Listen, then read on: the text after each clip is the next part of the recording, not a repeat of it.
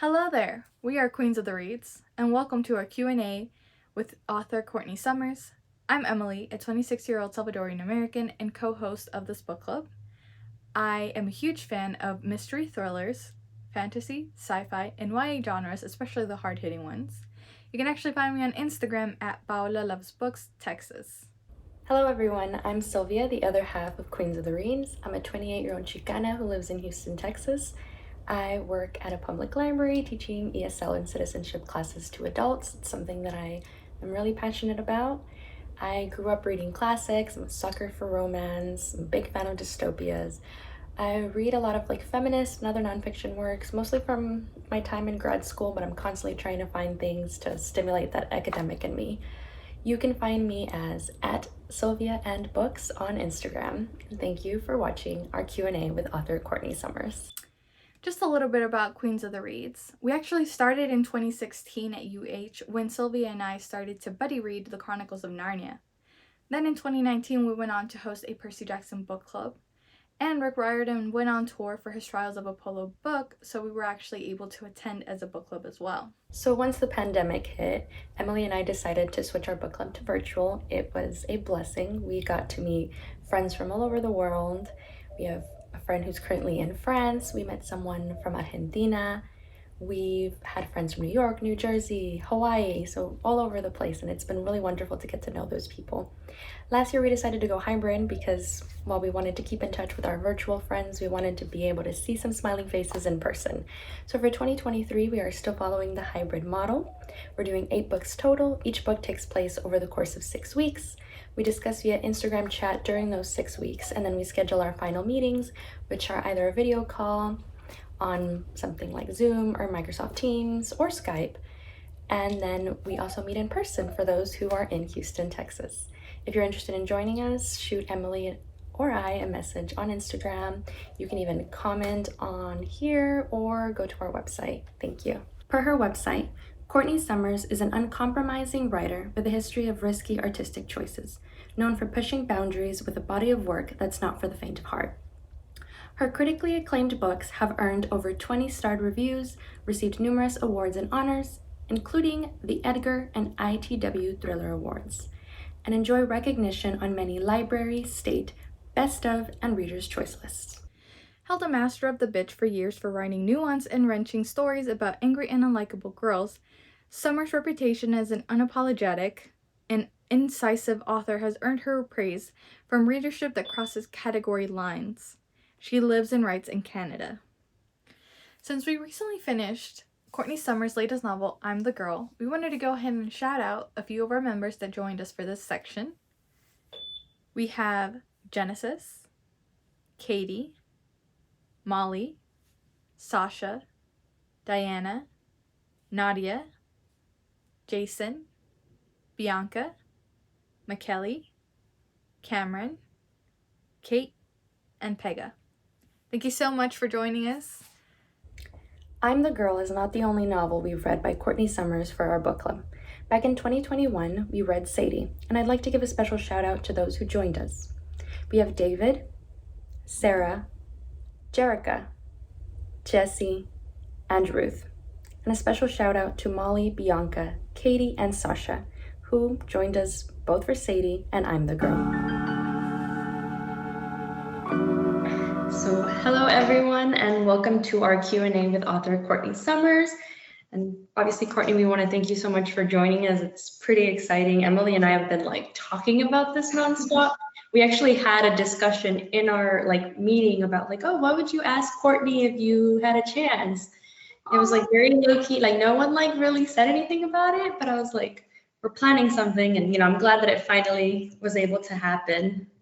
Thank you for making it happen. I was saying it was an ordeal. It was a situation. I put them through it. I appreciate them sticking with me. I was I can't do this day. I can't do this. And I'm months went by. So I'm glad to be here. I'm really thrilled that you read the book, all of you. I'm thrilled that you're here with me today. So I'm just glad. So we did just finish I'm the Girl. Phenomenal, by the way. Thank you. And so we wanted to just kind of introduce some of our members, and she actually joined us for Sadie as well. Oh my gosh, Oh wow, that is awesome. That makes me so happy. I did too. Oh well, thank you all. I love this. Oh my gosh, you have familiarity. You can hold me very accountable for both of my books then. And apart from Bianca and Molly, we also had Sasha and Katie, who were both in Sadie as well. Oh my gosh. Wow. I don't do a lot of events in person, and obviously that's due to COVID now, but like and I haven't done a lot of online events recently. I think this is like the most readers I've been in front of for a while now because I've been a hermit. So this is kind of cool. Well, thank you so much for joining us for sure. All right, so we'll go ahead and get started with the Q&A. We have a couple questions for you, Courtney, and then Okay. our group they submitted a couple of their questions. The ones that aren't here, Emily will be reading them for us. Great. All right, so our first question. Is there anything you've learned throughout your years of writing that you wish you knew when you first started? Oh wow, that's like a small question with like a big answer. It's a big small question, you know. It's like, oh wow. I mean, I guess the first thing would be that, you know, it's good to compromise for the sake of making your book a better work, but it's not good to compromise for the sake of pleasing other people, because at the end of the day, all you have to stand behind is that work. So you have to really believe in what you're putting out there. You have to be willing to stand up for and by it. And you have to have the strength of your convictions to sort of push back against things that you might not agree with. It's better to, I think, stand up for your creative vision than to compromise it, because this business moves fast. And at the end of the day, your books are always with you, basically. So you know what that sounds like to me, though? It sounds like I'm saying be more difficult, be less compromising, don't be a team player. But really, authors, it is so hard to get published that there is an ingrained mentality amongst authors to be grateful above all else. And I think, of course, it is good to be grateful. You should be full of gratitude and you should recognize how lucky you are, but it shouldn't be at the expense of people walking over your vision or your intention or what you're trying to say in a book. That's really good to hear, because I always like to know how like authors write, because it's just something that I hopefully will one day do. You will. I believe in you. Thank you. So speaking of authors, what are some authors you feel have impacted your work throughout the years? Oh gosh, has anyone read Robert Cormier, The Chocolate War? Wow. Okay, well, he's an author. He's an author who's been around for a long time writing YA books, and The Chocolate War is sort of one of his bigger, more popular books, and it was frequently banned and challenged all the time. And it's so strange to describe, because it's basically about an all-boys Catholic school, and they sell chocolate bars once a year, and one guy decides, I'm not going to sell chocolate bars, and it ends up ruining his entire life. And it kind of culminates in the most violent ending, that, again, from a chocolate war in a Catholic school. And it's like, the ending is bleak. Basically, the kid is like, you know what? Life is pointless. This is like, I didn't learn anything. I'm worse off than when I started. And I was like, that is so real. That is so uncompromising. That is so exactly what it needed to be. And I thought, I want to write in a way that is not going to make any concessions to anyone. It's always going to be story first, even if it's not the ending that anyone wants. And I think that's why I get yelled a lot for Sadie. People are very mad that I didn't tie a bow on that one, but I don't think I could have. I think it would have undermined the whole story if I did. And Robert Cormier just constantly reminds me, don't give in, don't cave in, don't sacrifice story for people's comfort. Comfort is the least important thing to me. I don't care if I make anyone uncomfortable. I'm aiming for it, actually. It's good to be uncomfortable sometimes. Yeah, I think that people have gotten a lot less like unapologetically themselves, like setting their boundaries and like voicing when things make them upset. And it's really nice to see. At least it's like really great that it's like the younger generation that's like really been outspoken about like, I'm not going to stay in this job just because it's right. like it doesn't matter what anyone else feels like. I have to put my mental health and my well-being first. And so I really like that. And especially with writing, if this is important to you, like, yes, criticism is great and that can help you grow. But if you know that this is something that means something to you, you shouldn't have to change it just to please anyone else. Absolutely. And that's a really important point too, because you have to be willing to take criticism and you have to be able to see what is going to improve your work. Like, it shouldn't be a lack of compromise at the expense of your work. You should be able to also know that it needs improvement and that you can always do better. Like, you have to approach it with a certain level of humility too. I mean, I don't go in there thinking I'm better than everyone and that I know better than everyone. I am totally open to improving my craft because I want to, by the time my career ends for whatever reason, we all reach a natural conclusion in our lives, which is death, which I don't want to think too hard about. But, I want to be able to say that I've reached, I've done the best that I could each time I've gone out. So you do have to be willing to listen. Listening is always an important part. Compromise is not always the goal, but listening is, I think.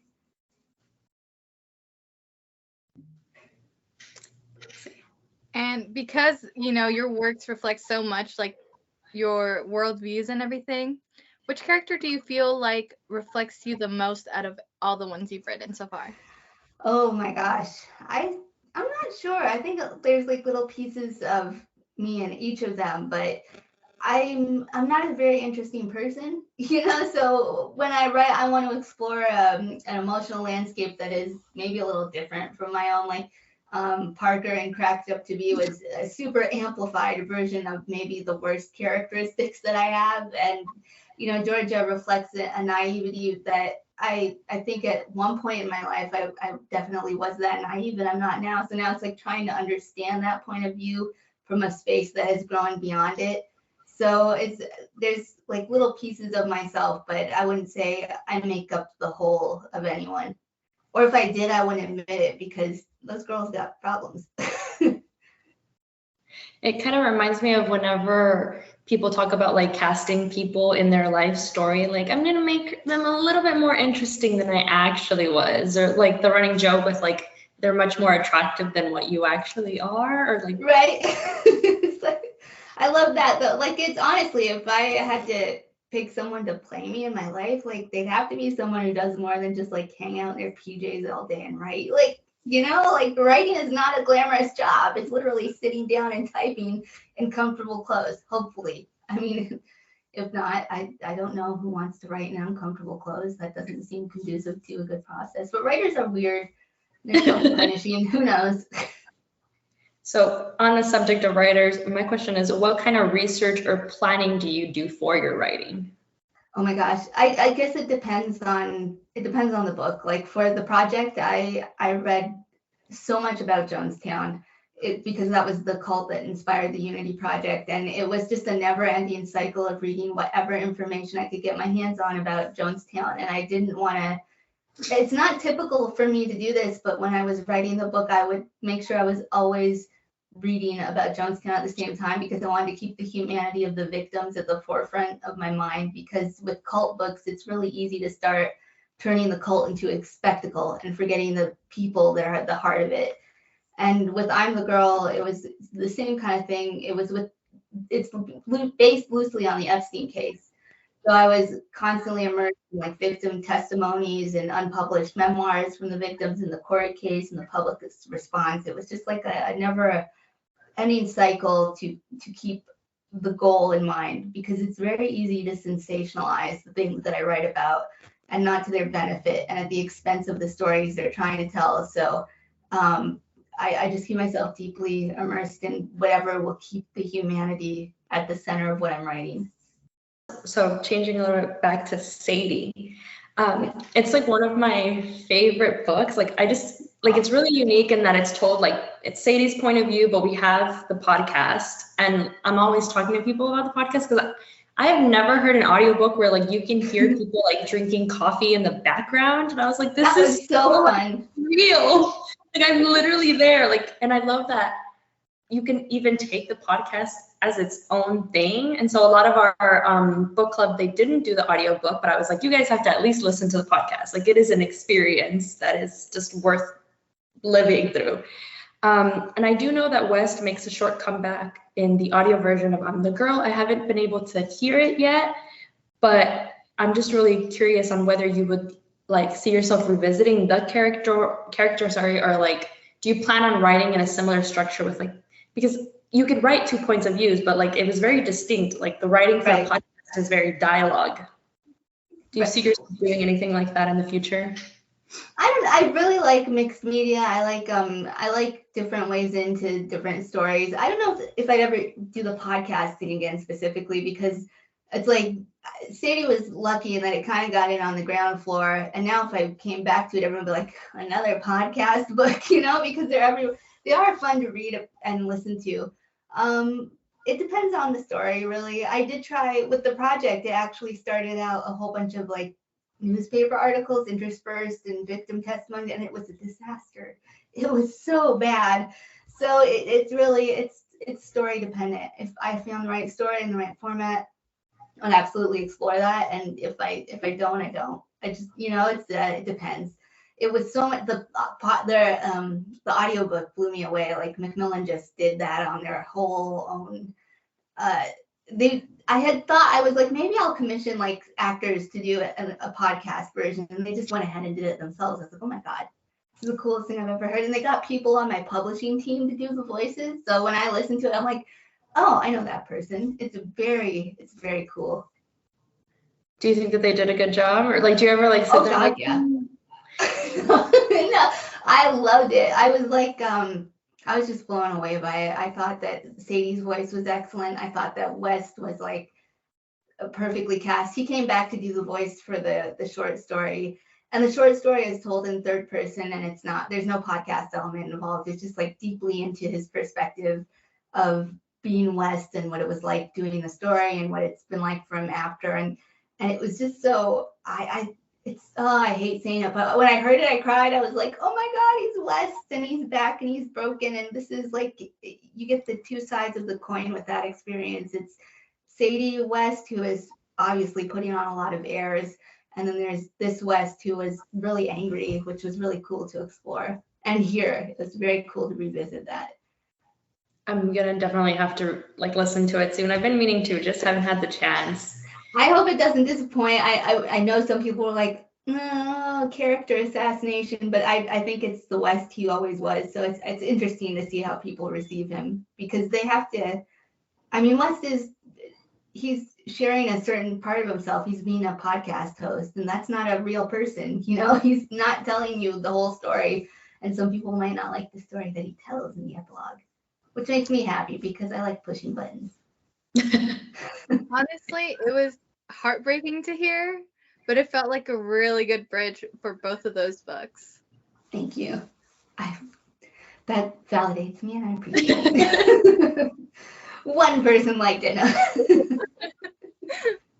So on the subject of like making people uncomfortable, like one of the questions that's come up during book club, it's usually because I'm the one asking it, like about trigger warnings. So when we read Sadie back in 2021, we made the mistake of picking several heavy books one after the other. Oh, and, like, no.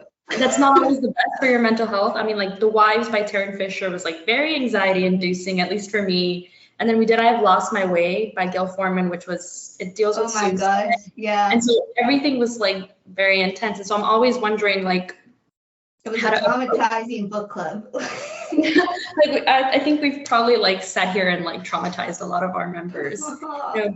And then last year we did a unit with Laurie Haas Anderson. So we did both speak and shout, and that was obviously really heavy. And so whenever we're thinking about book club, or just writing like a book review, because I used to do I haven't done it in a while, but I used to review books. And so just wondering like, when do you include a trigger warning? How much do you say in that trigger warning? Because there are a lot of people who don't like spoilers and who view them as spoilers, but then you're like, well, I need, like, do I just say a sentence? Like how much do I share? And in all honesty, I also wonder, like, how much is the reader's responsibility as well? Because, you know, we pick a book and we do our research for book club, but how much, you know, like, is it also the person's responsibility to kind of look at what they're reading? And so just kind of like sharing your thoughts or your views on trigger warnings and how to approach them. I think it's my responsibility as an author to make sure the reader is aware of the type of story that they're going to get into, whether or not that necessarily is reflected in putting actual trigger warnings on the book. So when we sent out I'm the Girl, we made it very clear that it was based on the Jeffrey Epstein case, that it was about the commodification and the sexualization of a young teenage girl. We included an author letter that explored my process and why I felt this book was important and what it was trying to communicate to readers. But as for like specific keyword trigger warnings, I left them out because I think there was enough information for readers to be able to infer what they were going to get into. I think they have a lot of means available to them in reader websites to explore more specifically what contains in the book. As long as I am not misleading them, I think I've done my due diligence, and I always make sure that they aren't misled, that they know that they're going to get into a book or story that is going to contain some pretty heavy themes. Like you say, Epstein, I think at this point, if you don't know who he is, you have a name you can Google.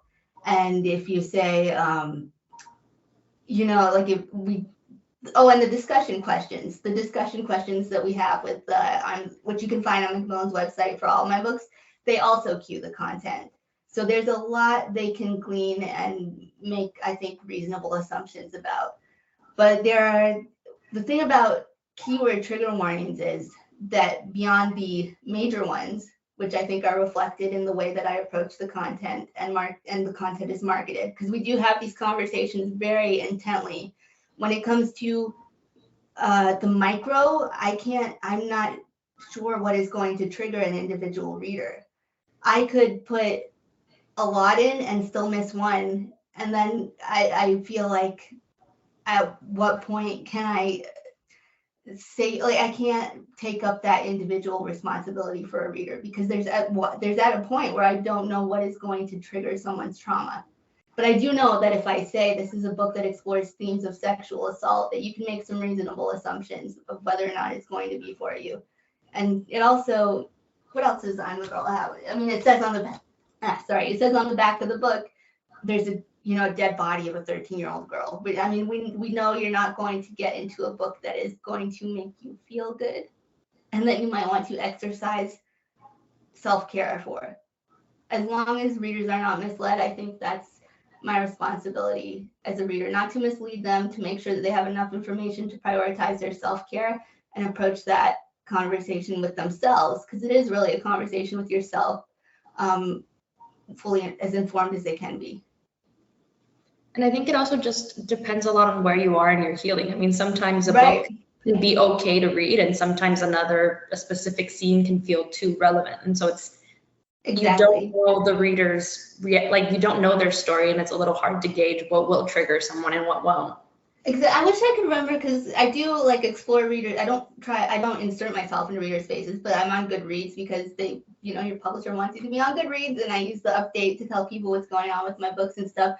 I wish I could remember it, but it was someone put a trigger warning for something that I never would have anticipated, and I was like, oh my God, it would never would have in a million years occurred to me. And it's not because I'm not thinking very hard about these things. It's just because it was so specific to this reader's trauma that I could not have anticipated it. I just remember having I was shocked, because it wasn't because I was being careless, because I'm not a careless author. I can say that about myself.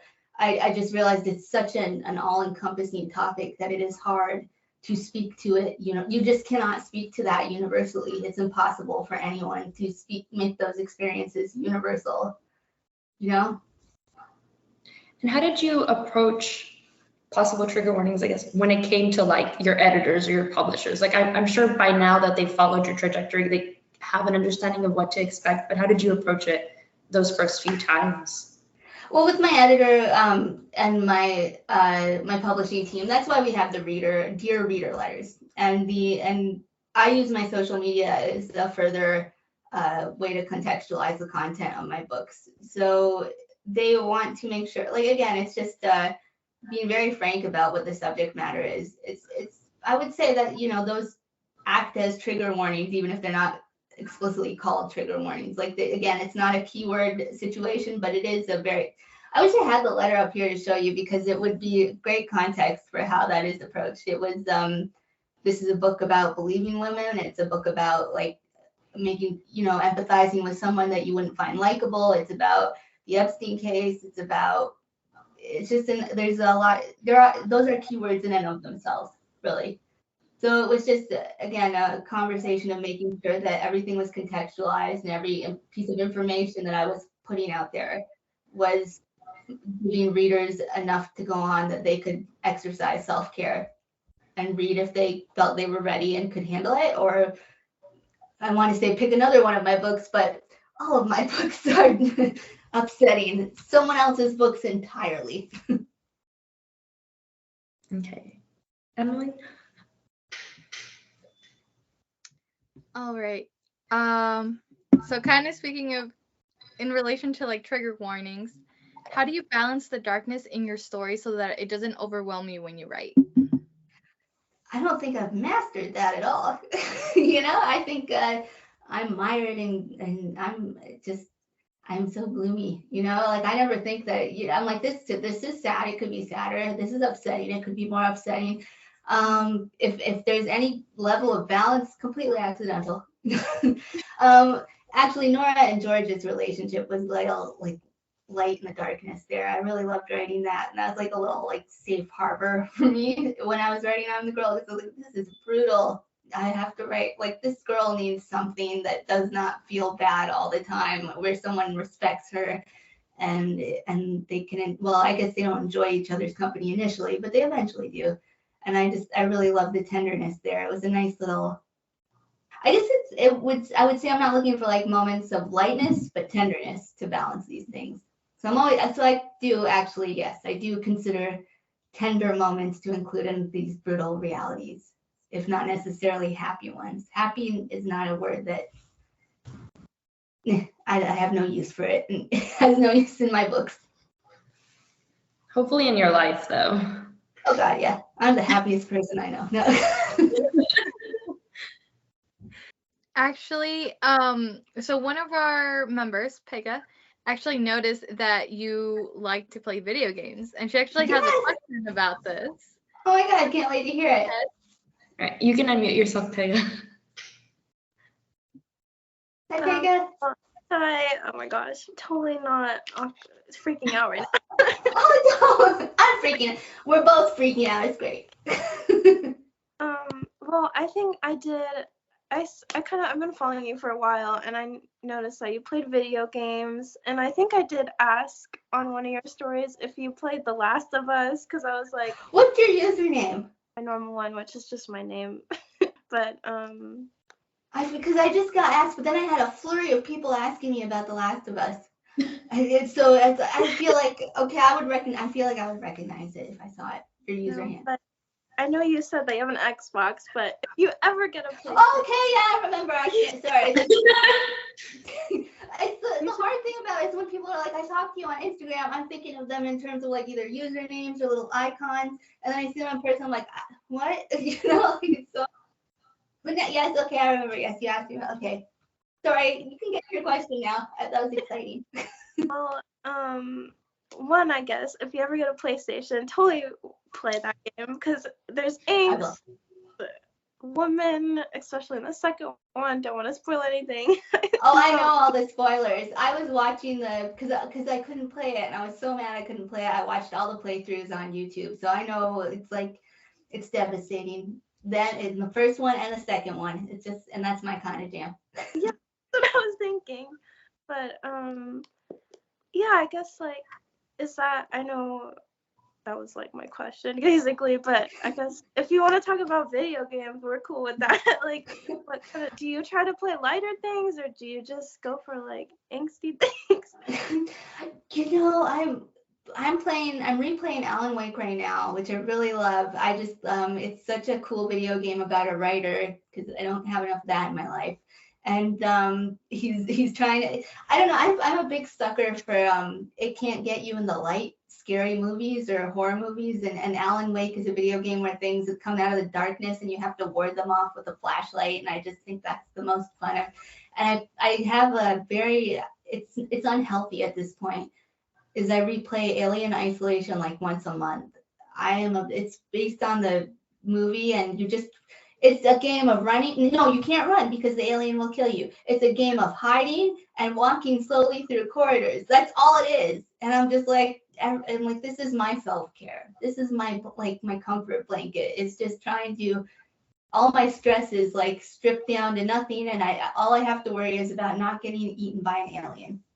It's really, it's soothing at this point, but that's not healthy. Don't be like me. I don't know if I've played that. So unless it's available, like, I'm so bad at this, like, on the computer. I don't know, because I had a friend who like built his own computer, whatever, fancy stuff, and he had this like alien game where you had to like walk really slowly, or whatever. It was overwhelming. I was like, why? It's like, so I was like, please walk faster. He's looking at you. And I would try to walk faster. You'll die. That's the whole thing. You got to be stealth. So you will lose your life if you run from that alien. I know, but I would like try to hide, and I would think I was hiding, and it just wouldn't happen. So like, while I think the video games are a great form of like self-care, I play like Sims or something. I was obsessed with The Sims at one point, like when it was first, aging myself, but when it first came out, I played The Sims, and it was fun to move the people around, and I had this thing, did anyone kill their Sims just for fun? Oh, Lord. Okay. Well, sometimes you just got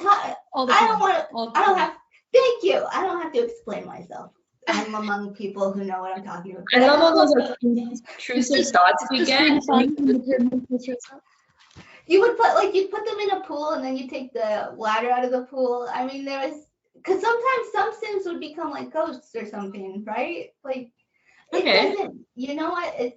I've said too much. Let's move on. No, I mean, like all those intrusive thoughts one gets, like these little people are perfect because they're not real, and you can just live out these thoughts for you. Like, or I remember like growing up and playing like, oh my God, my brain is like super blanking. Grand Theft Auto and just like running people over. I would never run anyone over alive. No. The rush. You'll ever win. You'll ever win, honestly. Exactly. That's what you do. You get to. Yeah. Well, I mean, video games are. It's the safest place you can do that, so it's fine. I have to say, I'm not surprised, Silvia, and I could imagine you like ruling the world in one of those games. I love games where I get to be God. No offense to God, but I respect that. You know who you are. You know what you want. You know what you want to rule over. Admirable. All right, Emily. Next question. So curious. But what books do you want to do you have any books you would like to recommend at the moment that's like in your mind that you've loved? Okay, Maureen Gu has a book called Throwback coming out. It comes out April 11th, and it's about a girl who has to go back in time to the 90s to help her mother win homecoming queen to heal their relationship, which is obviously how we would all heal our relationships with our mothers if we could. It is so much fun. It's like Back to the Future, but like for now, and it's hilarious. Maureen has this like wonderfully vibrant and just alive and funny way of writing, and it's very emotional. And I think it's smart, and it's sort of about how the American dream isn't really for everyone, and it's sort of like it's about how trying to live up to an American ideal is basically, it's an ideal that is built on racism and oppression, and it's just about this girl trying to find her way through her first generation. Her parents are immigrants, and she's just trying to bridge these gaps between building a better life for your children, but also trying to meet these impossible expectations that have been set up for you in pursuit of, a dream that doesn't really include you. It's so profoundly moving, but it's also really it's so funny. It's just she's such a special writer. I can't begin to describe it. And then Kara Thomas, who writes thrillers like I do, she has an adult novel called Out of the Ashes, and it's coming out on May something. It's very early May. It's like the start of the month. And it's about a girl named Samantha who her family burned up in a fire when she was young, and not everything as it appeared to be. So she's got to go back to her hometown. And I think Kara is like one of the closest writers we have to Gillian Flynn right now. Like if Gillian Flynn never wrote again, we have Kara Thomas. I hope Gillian Flynn writes again because I love her too. But like if she didn't, we've got Kara Thomas. I have to say, I have an arc of throwback because I saw it at work. I work at Barnes & Noble's, and it was like on the table, and I saw the cover first, and I was like, that cover is gorgeous. And then I read the like summary of it, and I was like, ooh, I kind of want to read this. So I have to read it soon before it comes out. Yes, you do. And you can flip the cover around. It is so cool. I'm just like, that is made for TikTok. I want a cover that does more than just be a cover. That's my next goal. Just have a cover that does something fantastic, but Maureen got there first. It's amazing. You just like and the one the mother is dressed sort of like in an homage to Clueless. It's so cool. It's so cool. But I mean, Emily, were you supposed to take the book? But yeah. Were you supposed to take it? Or were you? So pretty much like we get arcs to the store, so it's whoever gets to them first and wants to read them. And that was the first one. Actually, no, I forgot about it when it came in, and it was there like 2 days later, and I was like, perfect. But I was gonna say, I do love the like what they do with the hardbacks for your books, because there's always like a nice surprise underneath. Oh, I got lucky with the last like 3. Honestly, I love the product. I have it here. You I'll can't show see you it. guys. I was so happy with that. I was just thrilled. You've been chosen. It's just such a culty. It's the whole package, man. I was really, really lucky with that. And I get a lot of input because I get really mouthy about covers and the design, because I'm like, this is, long after your publisher stops promoting it, you've still got to put it everywhere. So I'm like, I'm gonna make everyone's life a nightmare just to get what I want. And everyone was so on board with every little demand that I had for that book, which is really great. And then the same with I'm the Girl. It has this really, I just think it's so gorgeous. Yeah. The antlers. I just thought that was so cool. Yeah. And Sadie has a little transparent kind of knife. They're so uplifting.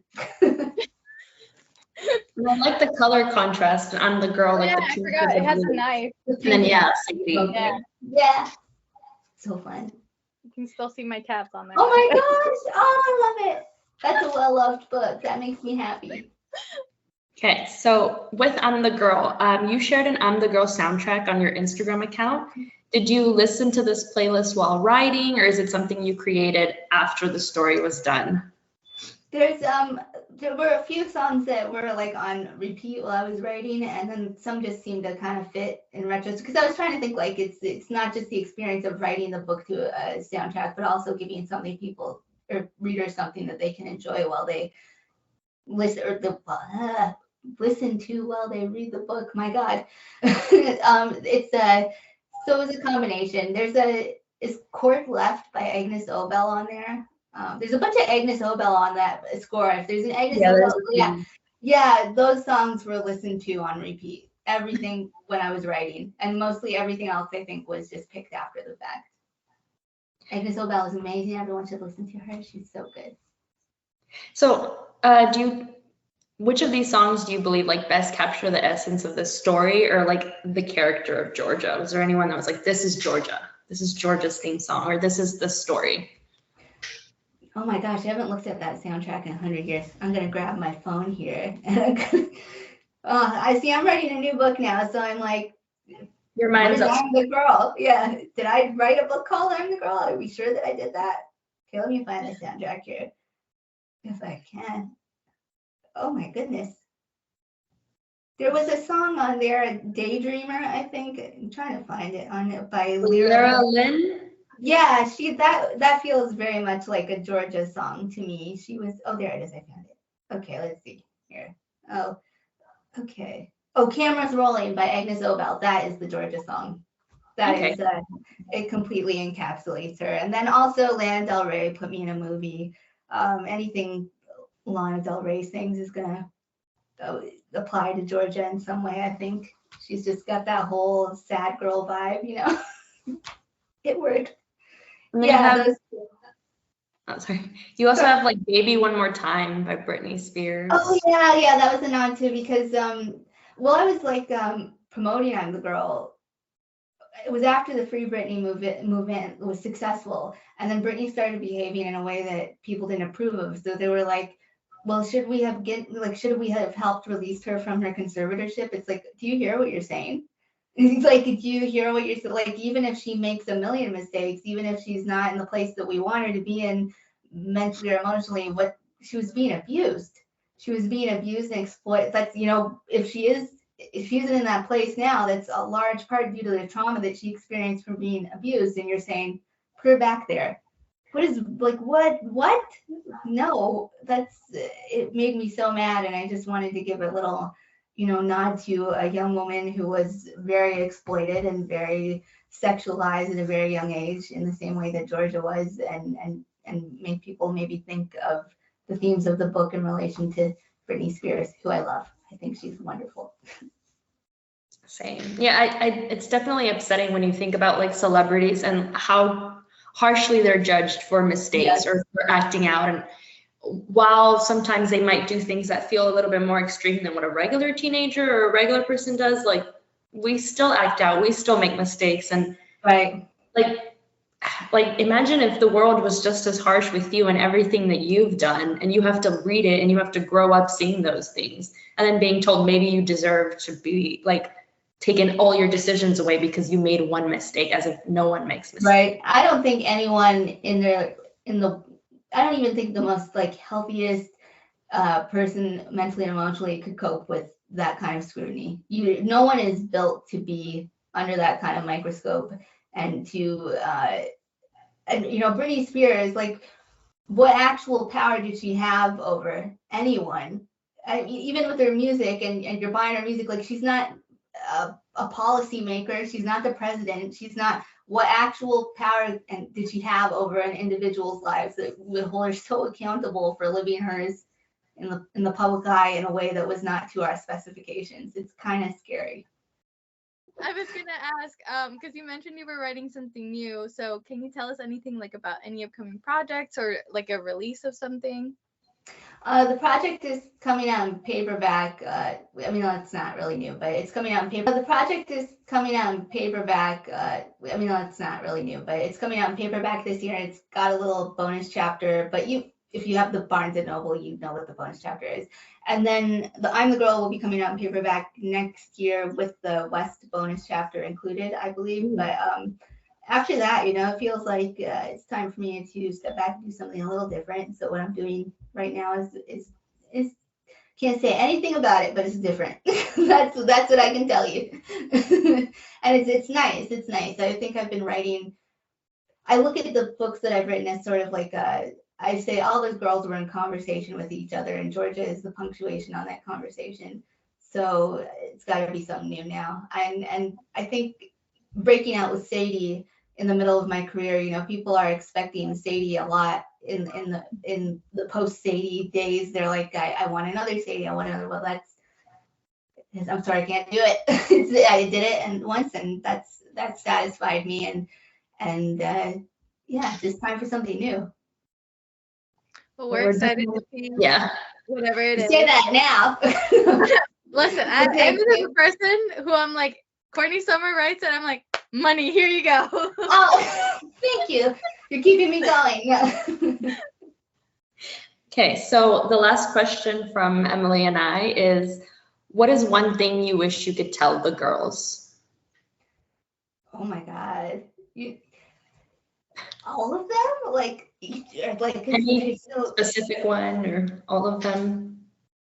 You know, the interesting thing about that question is there's nothing I could tell them that could serve as a warning or anything I think that could help them in their current situations, because they are so headstrong and willful and obstinate, and they're determined to do the things that they do in those novels that's not to say that they obviously they don't deserve anything that happened to them in the text, but these are just girls who want to prove something to the world and to disastrous consequences. I don't think that I could help talk them out of those things with any kind of wisdom. And I think when you do try to approach someone in that way, they're immediately going to. I'm a contrarian, so if someone tells me something's like that's not good for you, I'm like, well, I'm gonna have two more, like that kind of thing.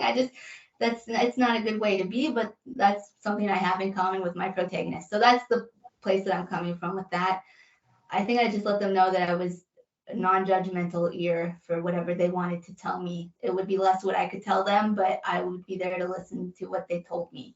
And I think that's sort of, I hope, the takeaway of all of my books. It's like, how are we listening to young women? Are we honoring their experiences? Are we treating them with respect? Are we trusting them with their lives? And are we a safe space for them when things go wrong? Because I don't often think that culturally we're built to be that way. We're built to be dismissive. We're built to undermine and just not treat girls very well.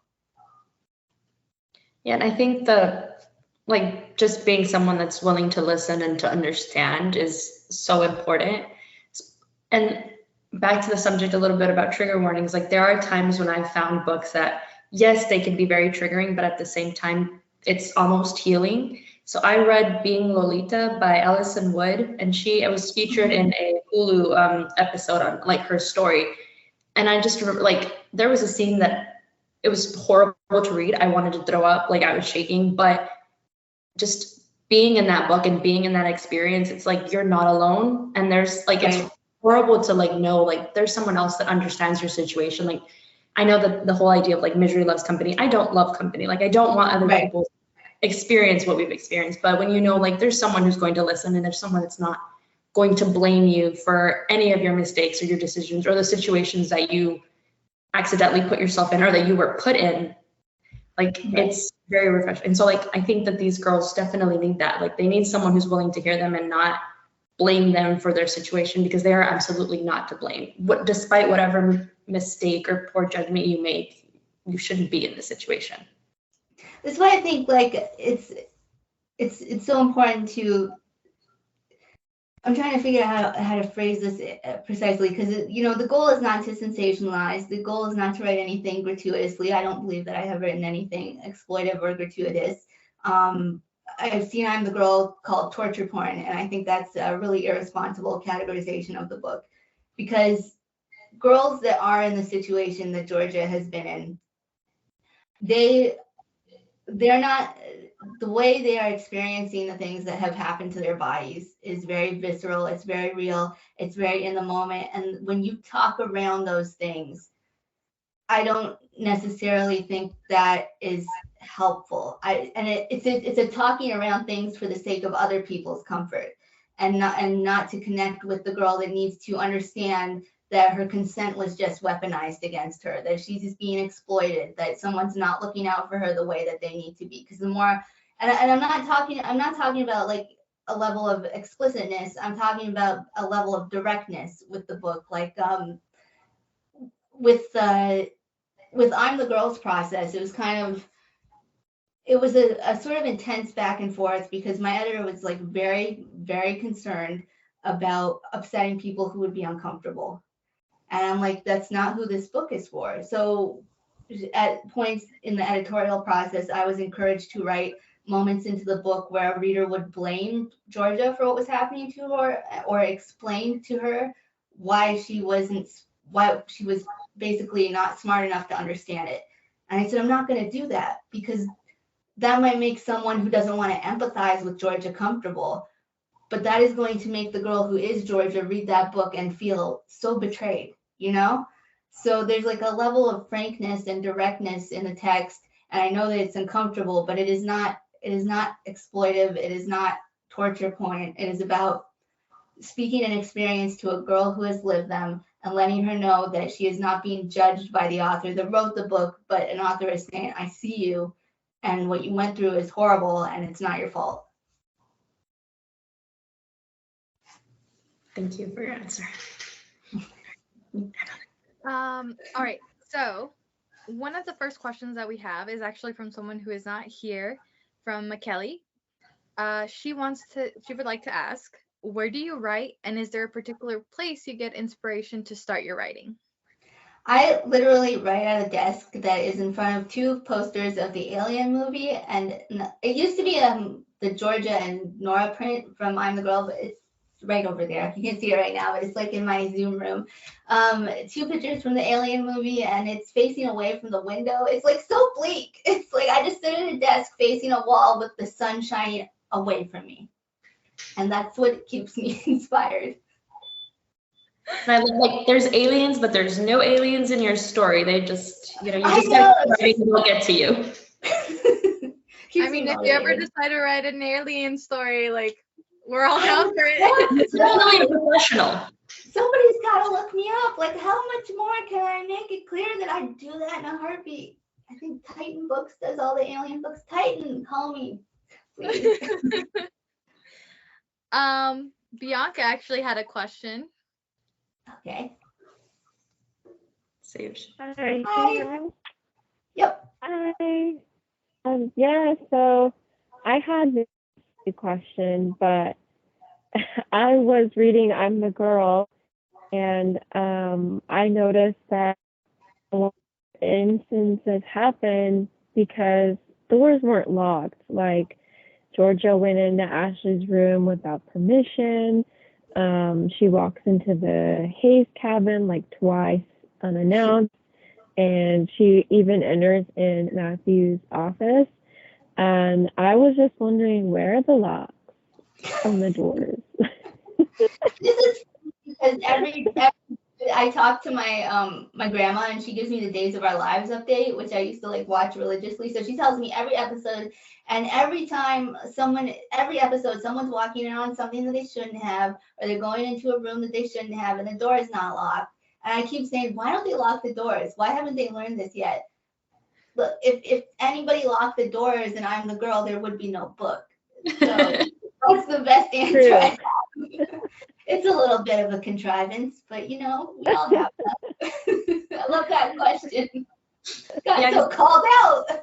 I was here for that. Bianca was, she was nice enough to kind of help us. So usually we try to use, if publishers have provided discussion questions, we'll throw in a few from there, and then Emily and I will write a couple of our own. So Bianca was like really nice to like help us brainstorm, and she was like, where are the locks? It's funny, and it ended up being this fun discussion, and I was like, okay, because I will like double, triple check like my closet. I'll be like, is there anyone in here? And if I'm in the shower, I can hear like the neighbors opening their doors, and I'm like, oh my God, it's my door. So I'm just like, these people don't lock their doors because I lock my doors. And so it just makes me think about like, yes, obviously there'd be no story, but also maybe like the level of comfort or like the sense of like privacy and security that they imagine they have. Like they don't think that anyone's going to snoop. They feel safe. Yeah, I mean, well, you could also like, if we really wanted to get like, I did this intentionally and I'm a genius. Matthew has he really thinks he's untouchable. Cleo thinks that he's untouchable. He feels like he could do the things he does out in the open. He's entirely protected by the town. So what's the point in locking the door? No one's ever going to take him down. And then there's Georgia, who is so determined not to feel, one thing she keeps saying is, you think I'm stupid, don't you? To her brother, she says it to Nora. So if she's not locking a door, and she should have, she's not going to admit it, because then they'll be right. So yeah, I did that on purpose and artistically. I love it. And so Bianca actually did have another question that she threw in. We didn't use it for the meeting, but it was just really funny. So she wants to know, how much was Tyler spending on cigarettes, and is he a Marlboro kind of guy? Oh God, I think he smokes Camels in the book. I think it's been a while, but probably a lot more than he should with Georgia as his sister. I think that guy is really stressed, and he's got an unhealthy habit, and don't smoke, it's bad for you, but he's doing a very bad thing for himself in excess. And and at that particular point in his life, he's probably even more than he's usually doing. And along with everything else, right? The price of things have gone up. But I used to work at Walgreens, and like I would see how the cigarettes would just go up, and I'm like, you guys are still buying these? Yeah, It's like $10. It's like it's a nasty habit. I mean, it's expensive. And you could just get. I've known smokers in my life, and actually my father was a particularly heavy smoker, and there's sort of nothing you can't make someone quit. And when they're in it, they're in it. Like, man, tobacco companies are evil. It's very hard, and it's one of the biggest, most addictive things. Yeah, it is. But okay. I like that question too. So you kind of touched on this one, but Sasha wanted to know, what was the inspiration for Aspera? It was the Epstein. He had he had multiple locations where he did his awful, hideous crimes, and I was thinking, what if he just had one centralized location? I think he had a Miami house, but he also had an island, and he had this here and that here. I was like, okay, what if it was a centralized location, which also made it easier in terms of keeping the book tight and compact. So it was Epstein's many locations where he committed his atrocities. It felt like Aspera is just a definite avatar. And then he always had celebrities around him too. There's the Epstein list with all these names on it. So it was an amalgamation of all those things. All right. This one's from Jesse. He said, Sadie's story ends without us knowing what happens to her. I'm not sure if you've kept up with any fan theories on the internet, but if so, which is your favorite? I don't. Okay, so I just people either think she died after she dealt a killing blow to Keith, or she went off into the sunset and she's fine. The West Shore story can be read a couple of different ways, but it doesn't change anything really. But I can't say anything concretely from my end. But one thing that a fan said that has haunted me, it's not my favorite theory, but it's just lingered in my mind for years, is it was a random tweet that I came across, and it was like, what if Sadie died thinking she failed? What if she died thinking Keith lived? And I was like, that's the worst thing and I didn't even write it. That is the worst thing I've ever read, and someone said it to me. So that's it's not a favorite fan theory, but there's always that possibility that she died thinking she was a complete failure. If she died. I don't know. How wild do the theories get? So kind of related to that, was this the ending that you always planned, or did you have a different ending in mind when you were writing? For Sadie or for Sadie? Sadie actually did have an extra chapter, and it never felt right. And my agent at the time was like, just take it off. And I was like, okay. And then I sent it to I was afraid to say it to my editor because we kind of have different, I'm always pushing it, I guess. I don't mind if things get really bleak and traumatic, and she's like, maybe a little less. So I was kind of afraid to propose it to her, but then the day it was gonna go to launch or something, or very close, maybe the weekend before, I was like, what if we just cut off this chapter and you don't know? She's like, okay, that'd be good. I was like, so it was always an extra chapter. It was no good. I'm not gonna talk about it. It was bad. And I don't want people to think that I write bad books or bad writing anything. No, your books always put me through a roller coaster. I have to tell you, your writing's phenomenal. Thank you. It's been through a lot by the time it's been published, so I'm glad it's holding up. Because by the time it's published, I'm like, I don't ever want to see it again. This is making me sick. My own words. I can understand. Yeah. David has a question. Hi, Ms. Summers. Nice to meet you. Nice to meet you too. So I was just wondering what books inspire your work in Sadie. And I'm gonna say I need to add the other books to my to be reading. I haven't had much time to read, but I will.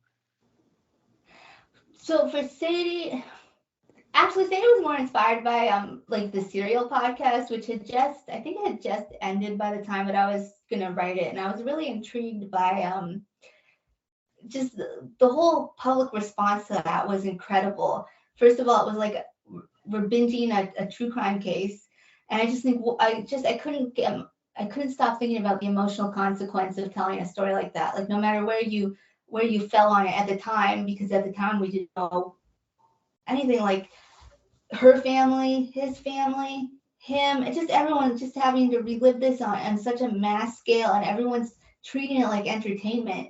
Like, even if you were emotionally connected to that story and you were responding emotionally, you're tuning in from the perspective of, I want to be entertained by something that has caused an immense amount of pain for everyone involved, everyone. And I was just like, God, I really want to dig into that. So there weren't any really real books that kept me for Sadie's process. It was more podcasts and things like that. I think I might have read a couple screenplays at the time just to like get an idea of the format of the transcripts, just to find some flow there. But I can't remember which ones exactly. I used to read a lot of screenplays, and when I was a teenager, I thought I was going to be a screenwriter. So that was kind of fun to revisit that. Glad that didn't turn out. Well, we're definitely glad that it didn't turn out that way. Thank you. I'm glad that dream died. I like that. We're glad that dream just didn't. Yeah. You didn't need it. I mean, if you wanted to do it, you could still do it. You know, there's still time. Just don't stop writing the books. Okay, I promise. As long as you guys keep reading them. And then Pega has a really, really good question that I like. Okay. Closing us off. I'm ready. Wow, Am I ready? on me. Okay. All the pressure. I wrote it down so I wouldn't forget. Okay. It's well, I really like when that. What question would you, or what would you tell the girls? That was really good. But I feel like some of that might apply to this. But it's, what's the most important thing you want readers to take away from your stories?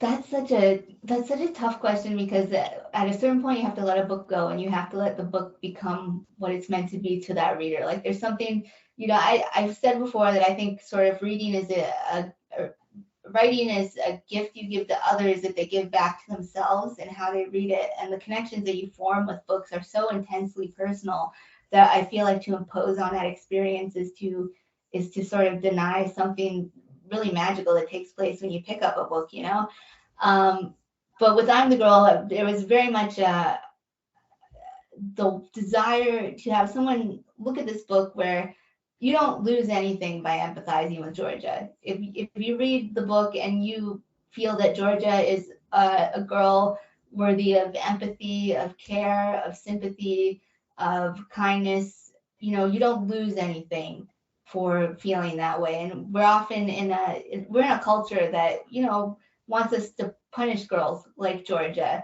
And we act like, there's a huge reputational stake in believing a girl like Georgia. Well, here's a fictional space where you can believe her and it costs you nothing. So what are you going to do? And if you can't bring yourself to even identify with or care for her a little bit, what are you telling me about yourself? I'm very interested in what readers respond to with Georgia. So it's sort of I'm the Girl is the most, I think the most I've ever imposed a sort of, it's like a litmus test, like how much can I push you? Like, how much can I push you to care about a girl? And I'm giving you a girl that culturally is not one we're supposed to care about. It looks like we've reached the end of this wonderful Q&A. Thank you, Courtney, for taking time out of your day and joining us today and answering our questions. Thank you for such good questions. This was so good, and I'm just thrilled I got to do that, and that we made it happen. That was like a feat. You two are like amazing, and thank you all of you for coming and just engaging and reading the books, and this is just cool. I'm glad I got to spend my Friday with you guys.